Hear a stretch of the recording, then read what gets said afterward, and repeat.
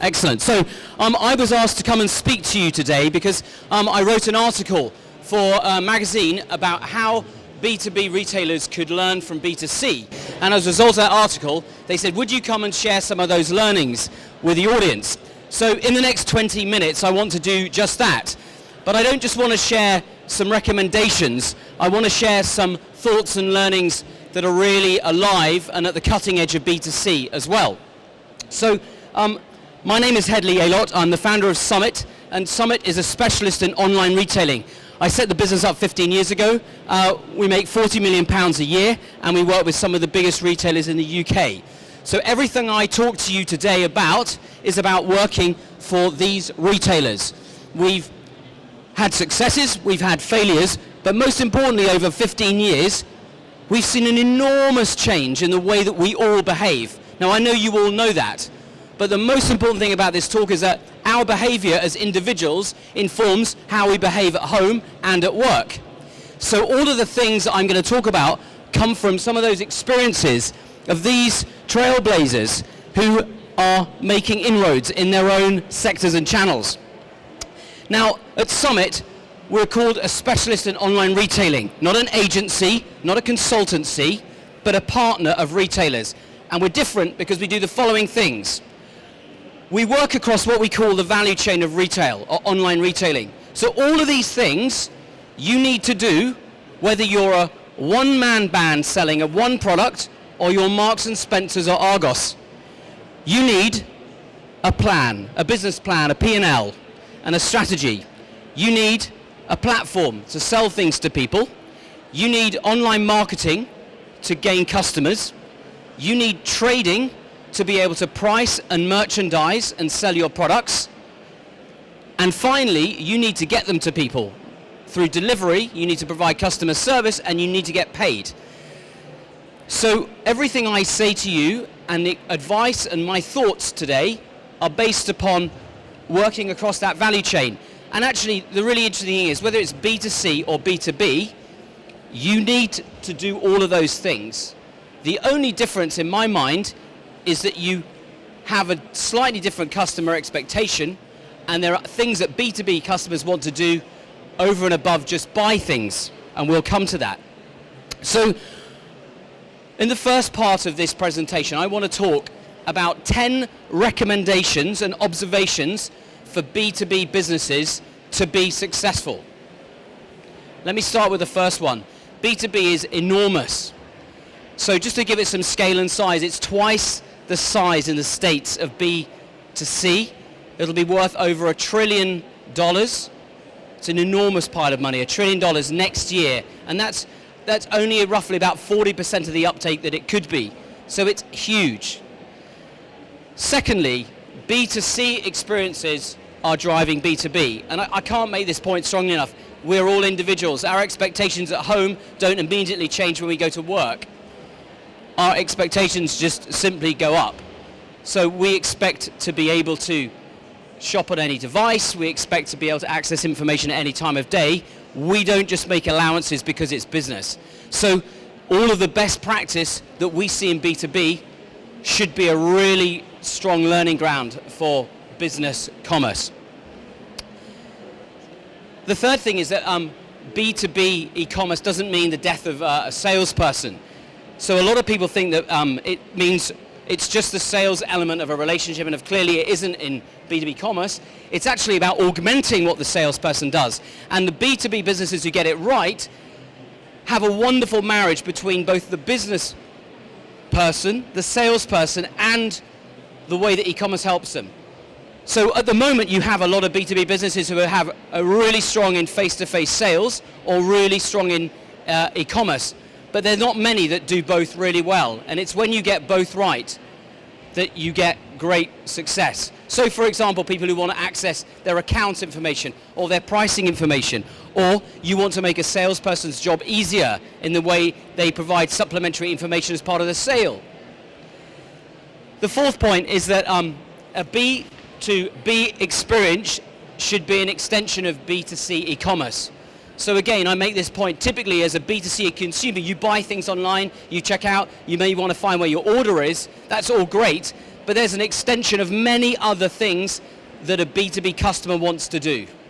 Invoice reconciliation, for example, ordering, logistics, and so forth. So it's really important to map out that additional functionality and not just borrow from B2C. The fifth thing is actually the answer to the question lies in your customers. And many businesses think, oh, we have to adopt e-commerce, and we think we know what it means without really actually asking their customers or their staff. And I can't stress this enough, in B2C, whenever we start e-commerce projects, we put groups of customers in rooms and we ask them how they want to shop, and we observe how they behave. And the same thing should happen in B2B commerce as well. And it's really important to be focused, otherwise you can waste so much time and money. The sixth point is it's not about channels, it's about touch points with customers, and that means that in normal retailing you expect to be able to buy in any channel, on your phone, on your desktop, on your mobile. You expect a customer and a company to be online 24 hours a day. You don't shop in one channel, you don't think in that way, and neither do B2B customers. Also, people don't just come to work from 9 to 5, they work from home, they work in their car, they work in different places. So you need to be consistent and available for all of those people at all of the times that they expect it.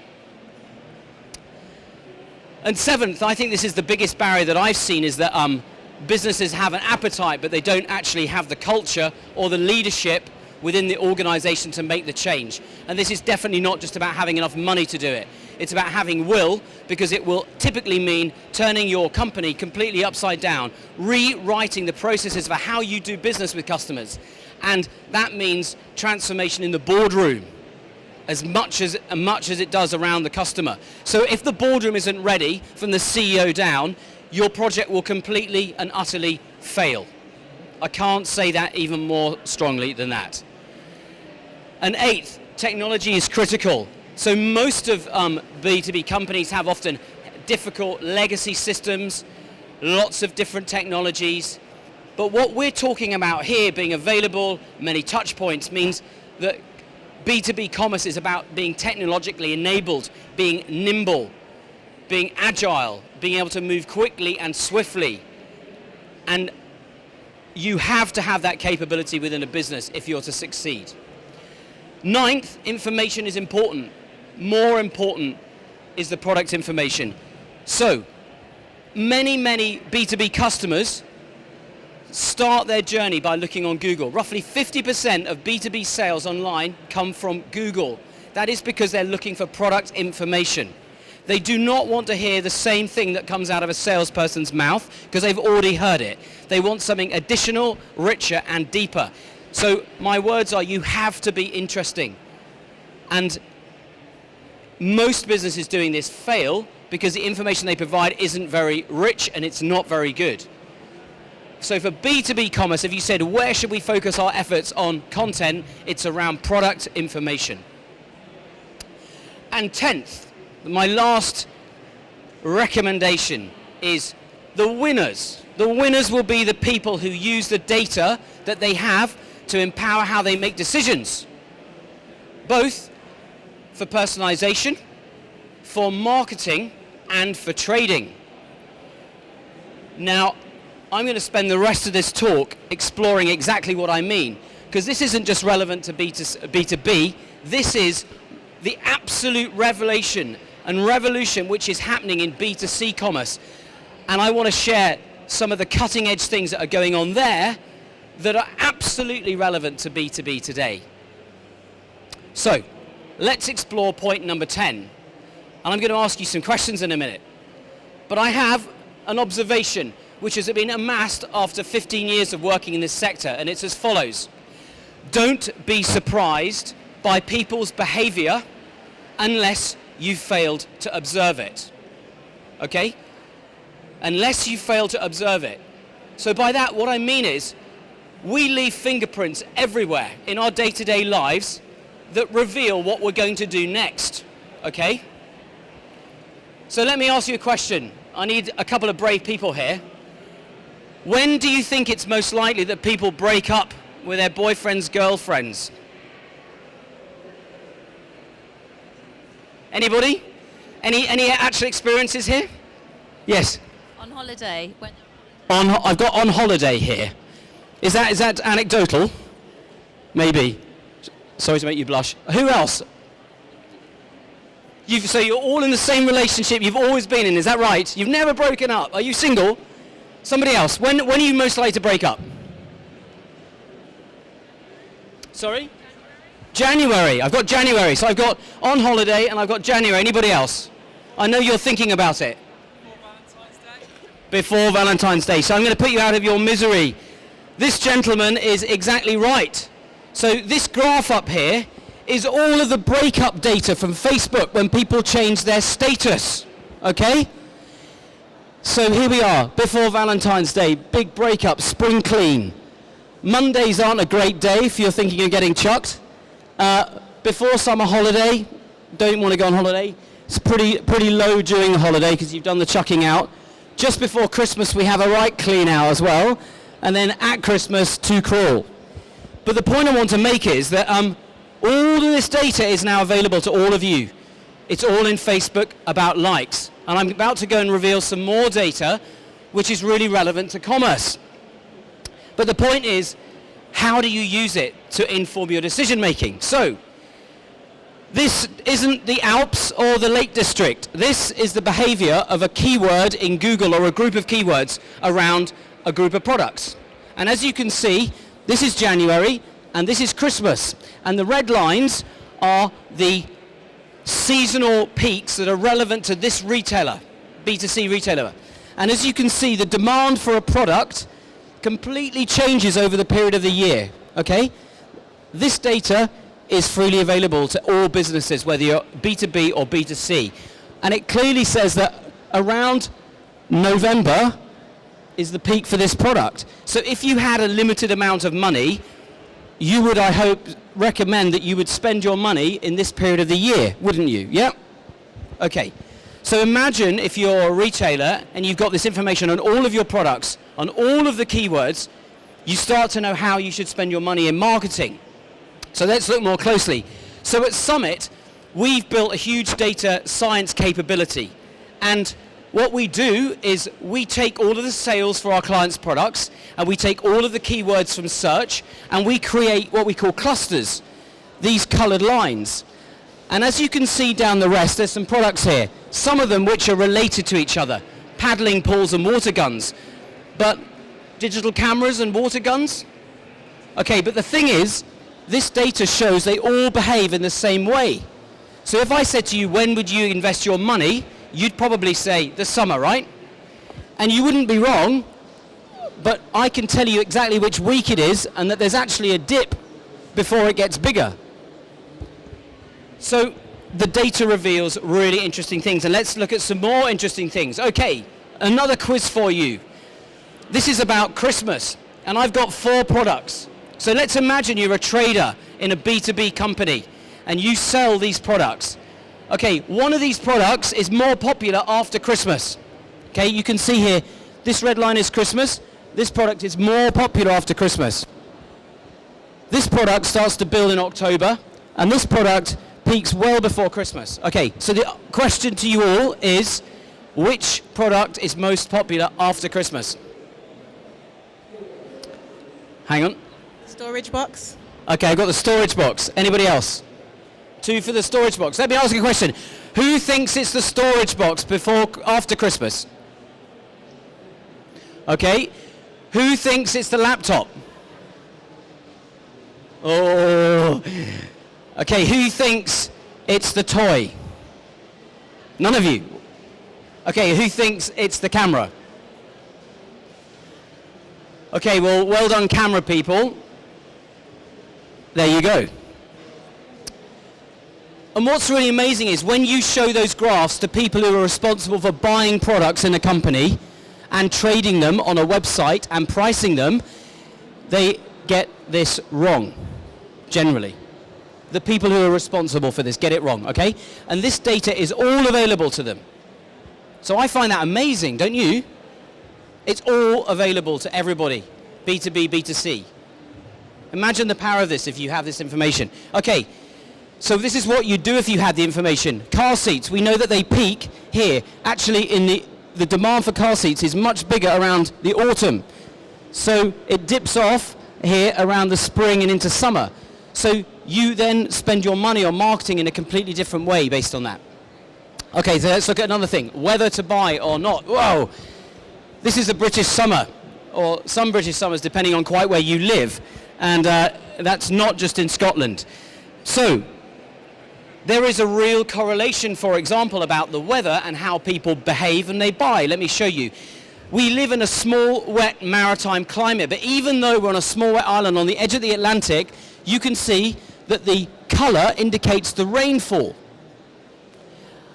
And the research that we've done shows that depending on the rain or the sun and the temperature, has a marked impact on how we buy or our likelihood to behave in a certain way. Let me give you an example. So you remember I talked about seasonality, the behavior of people over the seasons. Well, here is the red line shows the seasonal curve for a business and a product. And the spikes are related to extremes in weather, which means we have completely bucked the seasonal trend.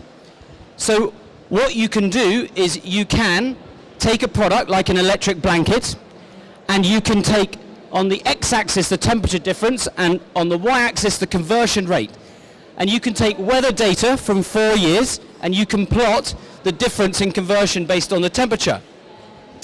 And for this product I can tell you that if the temperature in November changes by 5 degrees against the norm that we would expect today, the conversion rate will go up by 50%. So if you're in a B2B business and you've got this information, you know the demand for product. And a huge amount of B2B products are related to things like weather and seasonality. So this is really valuable planning information. But let me go back to why I'm talking about this in relation to B2B. It's because we are light years ahead of where most B2B companies are in their use of data. Most B2B companies can't even get their data, let alone use it in this way. But I'm showing you where they can be and where we are at the vanguard in B2C. So, another quiz for you, just to make sure you're awake. Okay, you would probably say all of these products are related to the weather, right? Influenced by the weather, yes? The question is, which one? Which is the most influenced by the weather? I hope you're getting braver. Come on, I need a... Which is most... I can see thinking hard here. Hang on, I've got a gentleman here. Right, let's, which one do you think? The lawnmower. And the answer is the lawnmower. Well done, sir. Very good. So I'm going to show you two things. The black line is something available to all of us. It's the mean average temperature in the UK over the last 3 years. You can go and get this from the internet. And the orange line are the sales for a retail client and the demand curve for lawnmowers. And as you can see, it matches almost exactly. And it tails away in the summer, but those spikes are related to weather, not to demand based on anything other than it's either raining or it's hot. Okay? So again, if you know that, you market the product differently, you stock the product differently. And if you know 10 days in advance, because 10 days is the average, you can't really forecast accurately any further than 10 days the weather, you're in a good idea what's going to happen at the weekend. And so we work for Homebase, and depending on the weather, we're either selling paint or barbecues.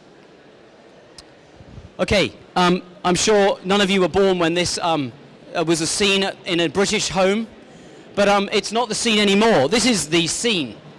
Yeah, still people watching television, but they're doing other things, laptops, phones, and tablets. They're multitasking. So again, we talked about behavior and understanding customer behavior and how B2C translates to B2B.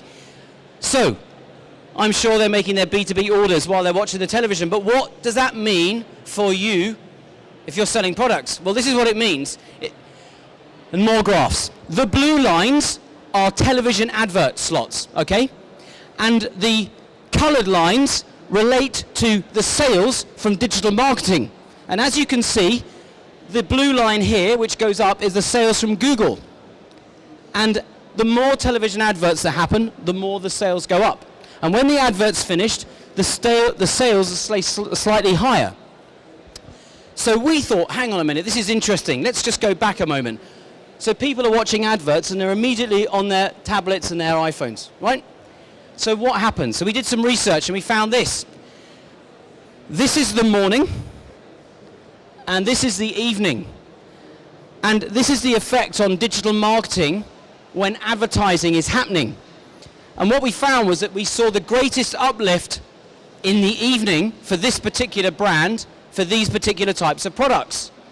So this means that when people are watching TV and they see an advert, they immediately respond. Some of them immediately respond and they go to search and they behave differently. But it's also by show. So this is the effect of advertising depending on when your advert comes on. And you can see during X Factor there's hardly any uplift. But during X Factor results there's enormous uplift. But Come Dine With Me doesn't really register. So we talked about observing people's behavior. So again, if you're a marketeer in a B2B company or a B2C company, you would change when and how you market based on this data. And also, competitors, okay? They're not just checking your brand out, they're looking at competitor adverts. So this is the uplift for a client based on when they're advertising around a competitor's TV adverts. And for this client, you can see they had great uplift here with Halfords, and they had biggest uplift here against DFS. So why wouldn't you hijack your competitor's advertising budget? So the big question and the final point I want to make about data and the use of it is that most of you who are in digital marketing and most companies are in the sport of history. We delve in reports. This is what happened yesterday. Thank you very much. We're all great historians. Most people by now should be able to say why did you have a good result yesterday, or why did you have a bad result yesterday? Why did it happen? But the most important place to be using the data is what will happen next. And that is the sport, that is the vanguard of where digital marketing in B2C is. And for some of the brands that we work for, we're now using algorithmic prediction and predictive analytics to predict how people are going to behave and therefore how to trade their businesses and how to market their businesses. And the net result of working at the top of that triangle is this. So these are the results for one client using that approach of using data over 1 year. These are all of their categories, and the blue line show the percentage of uplift in profit margin. It's massive, it's enormous. You cannot ignore that number. 170% uplift on average, just by doing the things that I've talked about. Understanding the seasonality of products, understanding what triggers people to buy, and correlating those two things together. So my message is, those are the 10 things I talked about at the beginning are key to B2B, and for me, the data piece is a huge opportunity where B2B can learn from B2C.